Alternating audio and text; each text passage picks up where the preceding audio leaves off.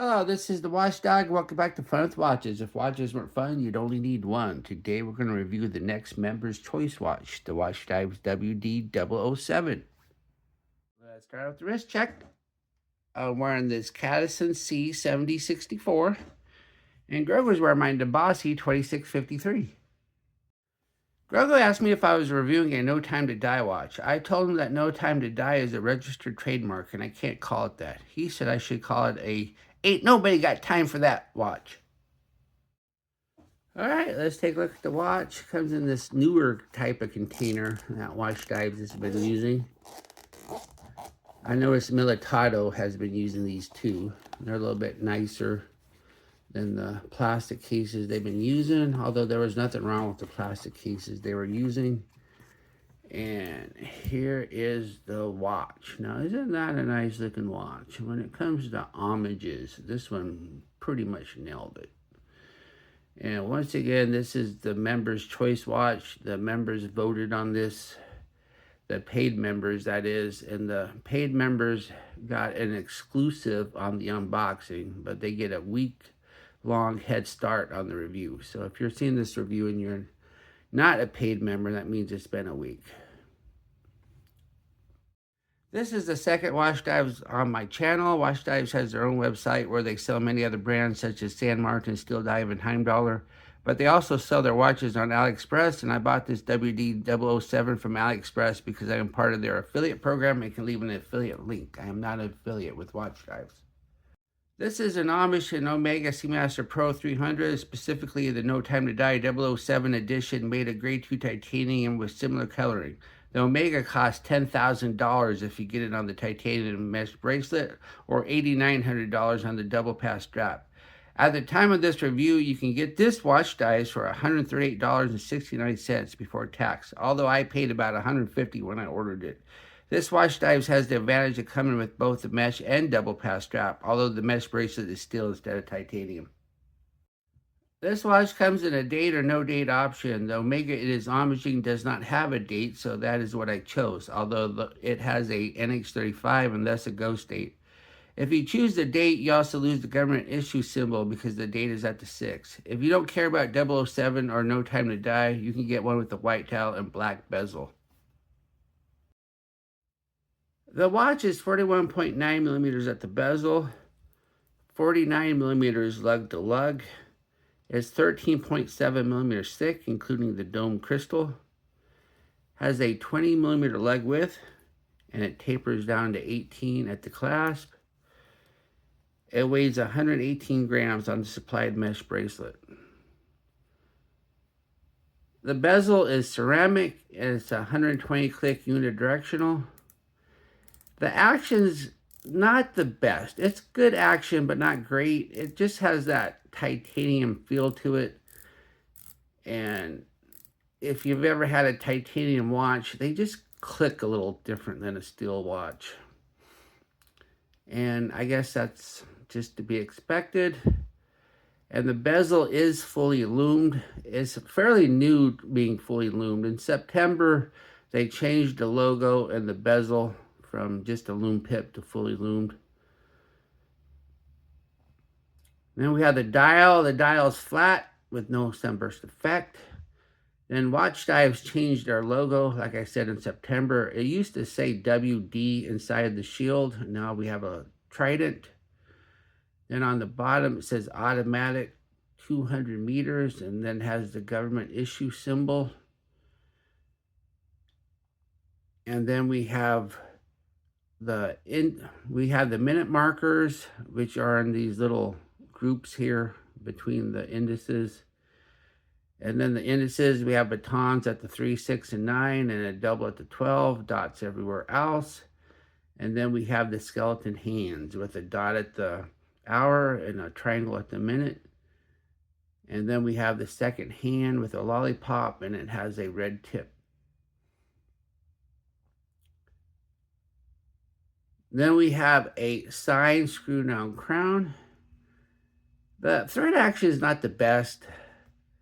It takes, there's quite a bit of, when you go to start it, you feel a lot of thread resistance. and sometimes you miss and you have to start over. So it's not the best thread action in the world. And then we have the crystal. The crystal's dome sapphire. And I don't know, I don't see any distortion, so maybe it is double dome. And I don't know if there's AR coating or not, but it does a pretty good job of not reflecting for a dome crystal, so I think it does have it. And then we have the case. The case is titanium and it's brushed and it's really nice, nicely shaped. Has good brushwork, nicely finished. Happy with the case.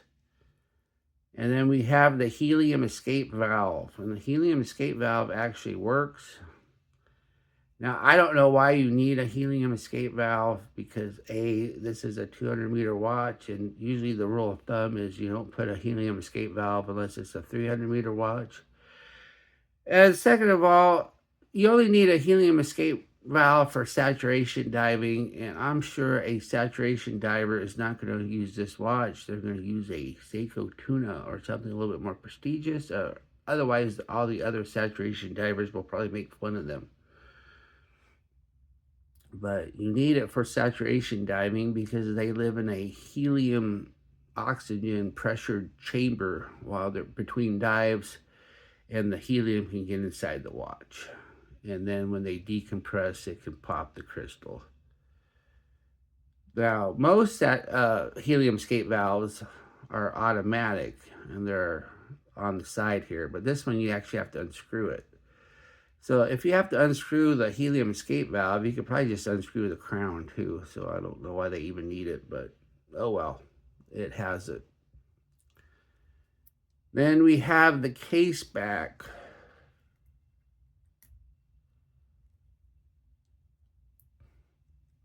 As you can see, the case back doesn't have any markings on it. A real Omega 007 has markings on it with about the movie. And of course, since this is not a licensed thing, it doesn't have it. And then this being an Omega homage has a unique case back design of an Omega.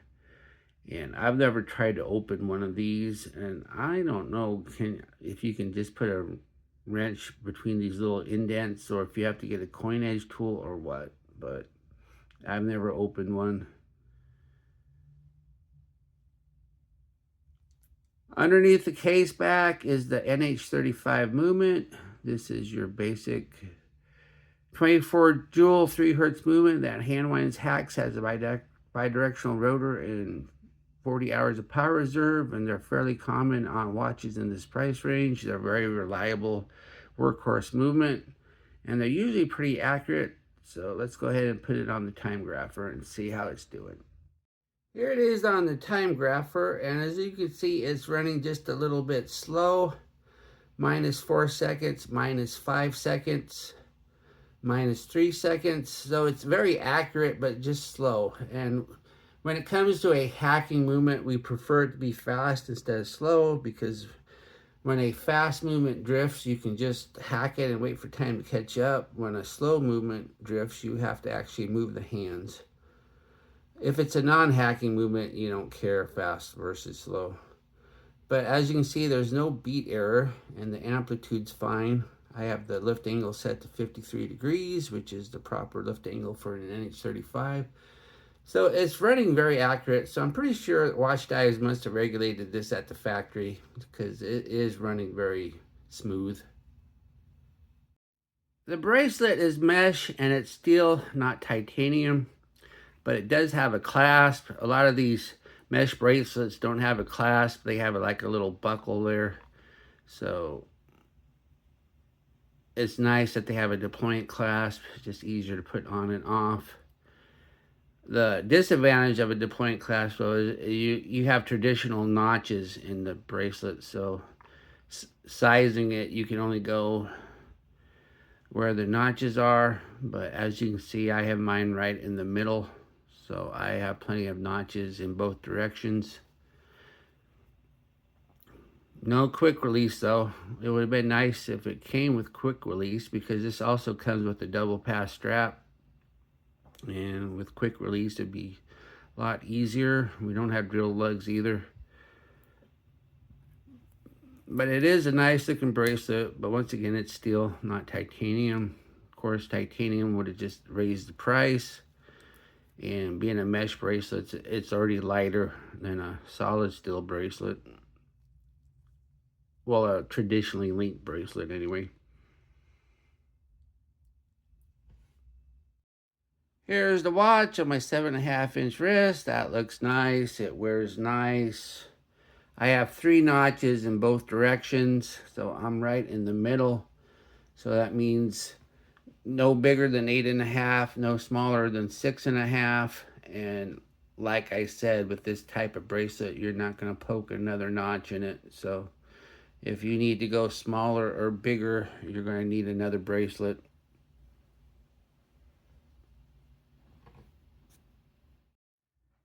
And here's the watch on the supply complimentary double pass strap. That looks nice too. If you prefer the double pass strap to the mesh bracelet, you can get it with just the double pass and save about $9. But for $9, I'd buy it with both.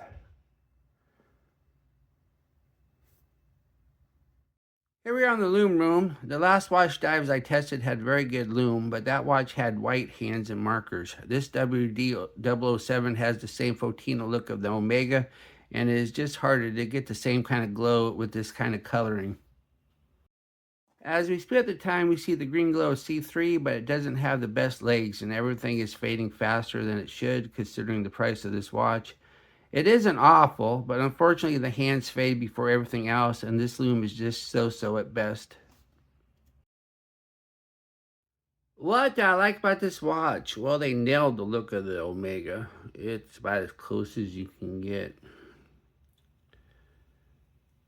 This mesh bracelet has the deployment clasp instead of the traditional mesh bracelet buckle.